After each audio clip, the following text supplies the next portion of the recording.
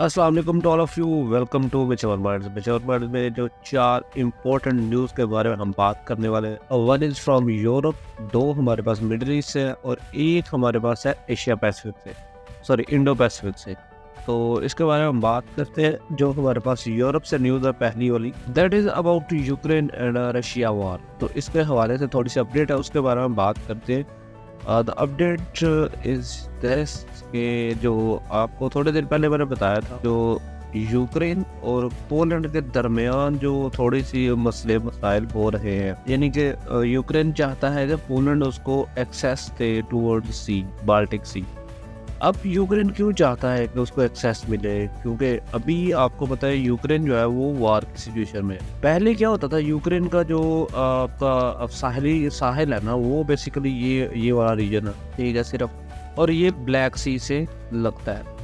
अब पहले क्या होता था, रशिया और जो यूक्रेन थे ये दोनों इस्तेमाल करते थे ब्लैक सी से ये जो है अपना इस्तांबुल पे ये यहाँ से आप बॉस्फोरस स्ट्रेट से गुजर के मेडिटेरेनियन में आ जाते थे और इस तरह इनकी तजारत चलती थी। इसको कहा जाता है ब्लैक सी ग्रीन कॉरिडोर, ठीक है। लेकिन जब से जंग शुरू हुई है तो यहाँ पे आपको पता है रशिया का कब्जा ज़्यादा है, यानी कि Russia is obviously a military might. तो रशिया ने ये रास्ता जो था वो यूक्रेन के लिए ब्लॉक कर दिया था। इन रिटेलिएशन यूक्रेन ने भी ये रास्ता ब्लॉक कर दिया था। तो यहाँ पे फॉर ईच अदर, तो यहाँ पे रशिया और जो यूक्रेन है, ये आपस में एक दूसरे की जो आप कह सकते हैं एक्सपोर्ट्स है, एग्रीकल्चर एक्सपोर्ट्स पर्टिकुलरली, उसको ये ब्लॉक करके रखे हुए दोनों ने ग्रुप ब्लैक थी। अब इसमें से इक्का दुक्का जो कंटेनर है वो आ जाता है। जैसे परसों भी एक न्यूज़ आई थी कि यहाँ पे रशिया ने ग्रेन एक्सपोर्ट किए हैं, इसके अलावा यूक्रेन ने भी कुछ ग्रेन एक्सपोर्ट किए हैं, but on the major level यहाँ पे रशिया जो है वो यूक्रेन को ये रास्ता इस्तेमाल नहीं करने दे रहा। अब यूक्रेन ने इसका अल्टरनेटिव क्या सोचा था कि वो अपने जो दोस्त ममालिक है, जैसे पोलैंड है, नीचे आपका रोमानिया है, आपका स्लोवाकिया है, ये जो नॉर्डिक कंट्रीज है, इनका सोचा था कि यहाँ से वो रास्ता लेकर बाल्टिक सी या नॉर्थ सी में जाके, ठीक है, तो ये इस्तेमाल कर लेगा अपना एग्रीकल्चर एक्सपोर्ट। लेकिन मसला यहाँ पे ये है कि ये जो पोलैंड है, नीचे अपना स्लोवाकिया है, हंगरी है, रोमानिया है, ऑलमोस्ट सब में ही नेक्स्ट ईयर इलेक्शन है। तो सबसे बड़ा जो कंटेंडर था वो था पोलैंड। लेकिन पोलैंड में क्लैश हो गया यूक्रेन और पोलैंड का, यानी कि यूक्रेन ने बेसिकली अलाउ नहीं किया इनके ग्रेन यहाँ पे आने को।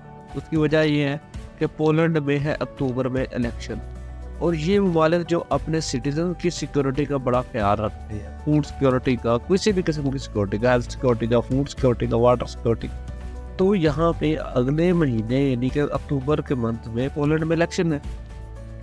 तो जो पोलैंड में जो इलेक्शन है, तो इसका इम्पैक्ट ये है कि यहाँ के जो फार्मर था उन्होंने अपोज किया है कि यूक्रेन की जो आप वीट एक्सपोर्ट को अगर अलो करेंगे तो यहाँ के जो लोकल व्यापारी है या लोकल फार्मर है, उनकी वीट को ख़रीदने के लिए मार्केट्स जो वो कम पड़ जाएंगी, उनका जो सामान है उनकी जो प्राइसेस है वो लो हो जाएगी।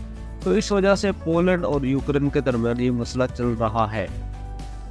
अब यहाँ पे अपडेट ये आई है कि कल के डेट में पोलैंड के जो प्रेसिडेंट है, ठीक है, प्राइम मिनिस्टर सॉरी, एंड्रेज डूडा नाम है उनका, उन्होंने बेसिकली डायरेक्टली ज़ेलेंस्की का नाम लेके, जो यूक्रेन के प्रेसिडेंट है, यूक्रेन के उनको उन्होंने डायरेक्टली कहा है जी कि you don't mess with Polish people. अब this is a huge line in international relation में कोई किसी का सगा नहीं होता, हर बंदा अपने फ़ायदे का सोचता है। तो यूक्रेन अगर यहाँ से वीट एक्सपोर्ट करता है तो जो नुकसान उठाना पड़ेगा पोलैंड को, उसका खामियाजा कौन भुगतेगा? तो इस वजह से पोलैंड जो है वो फिलहाल इस डील के लिए रेडी नहीं। And the second thing is तो पोलैंड की जो लोकल पॉलिटिक्स है, यानी अगले महीने आपको मैंने बताया अक्टूबर में इलेक्शन है यहाँ पे, तो इस वजह से भी पोलैंड की जो एग्जिस्टिंग रूलिंग पार्टी है, रूलिंग जमात है, वो इस चीज़ को सपोर्ट नहीं कर रही, क्योंकि यहाँ के जो फार्मर हैं they are in opposition in that particular matter. तो इस वजह से ये जो है मामला इस तरह यूक्रेन और पोलैंड के ख़राब हो गए। नेक्स्ट जो हमारे पास न्यूज़ है that is from Middle east. Middle east में भी अगर हम बात करें तो वो है जी हमारे पास ये, अगर आप यानी आजकल इसराइल बड़ा एक्टिव है सारे मामले में, तो इसराइल से हमारे पास न्यूज़ है। तो आप अगर मैं थोड़ा सा आपको ज्योग्राफी बताऊं तो ये सारा जो है हमारे पास वेस्ट बैंक है, ठीक है, ये वाला ये वेस्ट बैंक है हमारे पास, ये गाजा स्ट्रिप है, ठीक है, फ़लस्तीन की जो टेरिटरी है एग्जिस्टिंग, ठीक है, ये ऊपर लेबनान है। मैं इसको थोड़ा सा जूम आउट करके दिखाता हूँ। ये ऊपर लेबनान है, ठीक है, ये लेबनान है और यहाँ पे है ये दमिश्क यानी सीरिया। ये अगर आप देखेंगे तो ये लेबनान की बाउंड्री है, ठीक है, और ये जो है ना इनको कहा जाता है गोलन हाइट्स। बाकी इसके इस साइड पे आप देखेंगे ये सीरिया है सारा का सारा ही, यानी ये सीरिया है, ठीक है, ये लेबनान है ऊपर। इफ़ यू रिमेंबर पिछले साल बेरूत में धमाका भी हुआ था, और ये नीचे इसराइल है। अब आपको पता है इसराइल जो है वो बहुत बड़ी मिलिट्री माइट है। अब मैं दोबारा थोड़ा सा बता दूँ, ये है हमारे पास गोलन हाइट्स, ठीक है, ये लेबनान, ये सीरिया, ठीक है, और हाँ ये सारा सीरिया, अच्छा, और नीचे इसराइल वो मैंने आपको बता दिया। ये गोलन हाइट्स, लेबनान, सीरिया। अच्छा, यहाँ पे क्या हुआ जी कि जो ये वाला पार्ट है ना लेबनान वाली साइड पे गोलन हाइट्स का, ठीक है, ये इसको कहते हैं जी कि हमारे पास चोबा आर। अब ये जो गोलन हाइट्स है जो ओरिजिनली पार्ट थे सीरिया का, लेकिन 1967 की जो वॉर हुई थी between Israel and Arab countries, आपको पता है इसराइल के दरमियान और अरब कंट्रीज के दरमियान काफ़ी वॉर हुई हैं। 48 में वॉर हुई है, 54 में वॉर हुई है, फिर 67 में वॉर हुई है, 73 में वॉर हुई है, 81 में वॉर हुई है, देन आपका 2006 में वॉर हुई है, ठीक है। तो ये दो इम्पोर्टेंट है हमारे पास फिलहाल के लिए, 67 वाली वॉर एंड 81 वाली वॉर। अब इन दोनों का आपस में क्या तल्लुक है, ये जो गोलान हाइट्स है ना ये बेसिकली 1967 में ही इसराइल ने अनेक्ट कर ली थी फ्रॉम सीरिया। लेकिन यहाँ पे मसला ये था कि ये जो ये वाला पार्ट है ना, नीचे वाला पार्ट, ये तो इन्होंने अनेक्ट कर लिया था, लेकिन ये ऊपर वाला जो पार्ट था चोबा जिसे हम कह रहे हैं, ये वाला पार्ट बेसिकली था लेबनान की टेरिटरी में। इसको भी इसराइल ने 1981 की वॉर में ना इन्होंने क्या कर लिया था, अनेक्स कर लिया था। तो अब ये पूरा का पूरा जो गोलन हाइट्स वाला एरिया है ना ये किसके पास है, ये इसराइली तेल अवीव के पास है, ठीक है। अब रिसेंट डेवलपमेंट ये हुई है कि यहाँ पे ना लेबनान और जो आपका है इसराइल, लेबनान और इसराइल के दरमियान यहाँ पे क्लैशेस शुरू हुए हैं। यहाँ पे क्लैशेस क्या हुए हैं कि टीयर गैसेस का तबादला हुआ है लेबनान और तेल अवीव के दरमियान। 2006 से लेकर ना 2023 तक फिलहाल के लिए कोई क्लैशेस ऑब्जर्व नहीं किए गए इस बॉर्डर पे, ठीक है, ये जो चोबा बॉर्डर है। लेकिन मसला यहाँ पे ये हुआ है कि अभी यहाँ पे एक दूसरे की जो फौजें हैं वो आमने सामने है। तो let's see what happens next. तो ये अपडेट थी लेटेस्ट, ये बड़ी इंपॉर्टेंट अपडेट है, इस वजह से है कि ये this is going to be a great, इसका लिंक आपको अगली खबर में समझ आ जाएगा।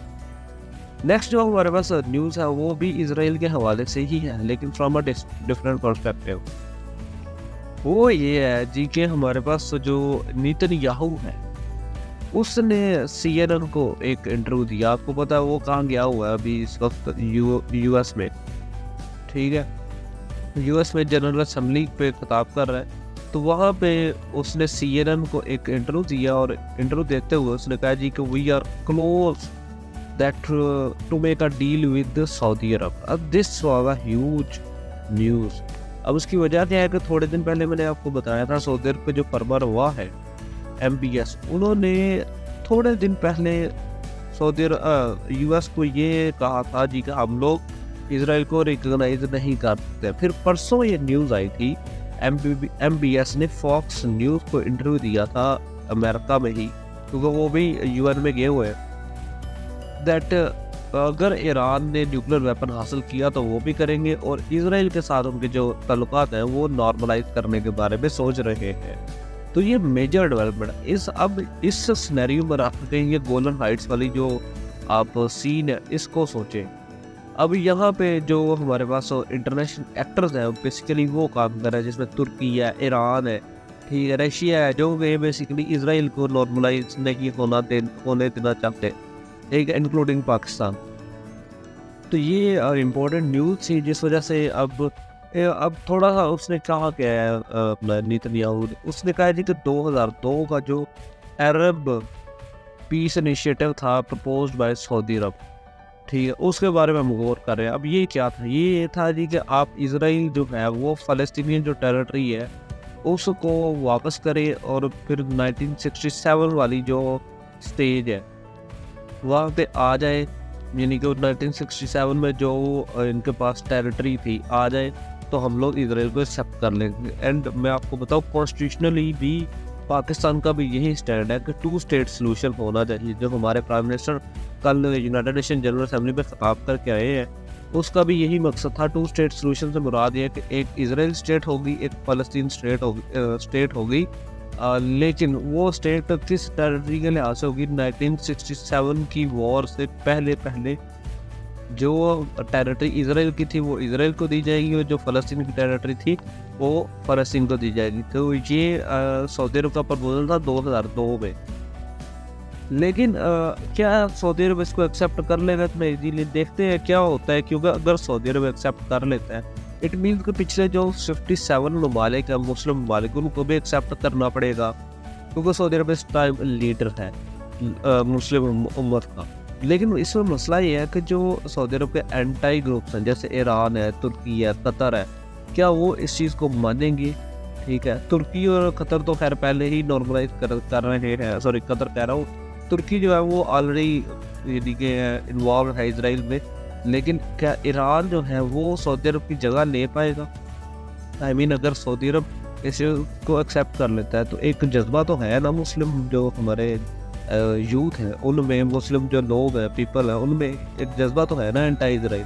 तो ईरान उसको कैश करना चाहेगा, ईरान उसको लीड करना चाहेगा। अगर सऊदी अरब एक्सेप्ट कर लेता है फिर पाकिस्तान को भी एक्सेप्ट करना पड़ेगा। तो पाकिस्तान को किस तरह का ये रिएक्शन आता है against Saudis and against Pakistan, तो ये भी एक देखने वाली सिचुएशन होगी, क्योंकि पाकिस्तान लीड करने की हालत में नहीं है। पाकिस्तान इस टाइम अपने इंटरनल जो मामला है वही सही हो जाए तो वही बड़ी बात है। अच्छा, लास्ट न्यूज़ हमारे पास आती है जियोपॉलिटिकल लिहाज से अमेरिका और चाइना के जो एक यानी कि टसल चल रही है उसके लिहाज से। ये आप यूएस है और ये चाइना में थोड़ा सा इसको, अच्छा ये यूएस है, ये चाइना, ये यूएस है एंड इट इज़ चाइना। अब आपको पता है यूएस और चाइना जो है वो आपस में इट कुत्ते का वह है, यानी कि दोनों का आपस में क्लैशेस चल रहे हैं ना। कोल्ड वार से सिचुएशन है, ट्रेड वार चल रही थी 2018 में, आजकल भी ट्रेड वार का सिचुएशन है। तो यहाँ पे दोनों का आपस में मामला बड़े ख़राब है।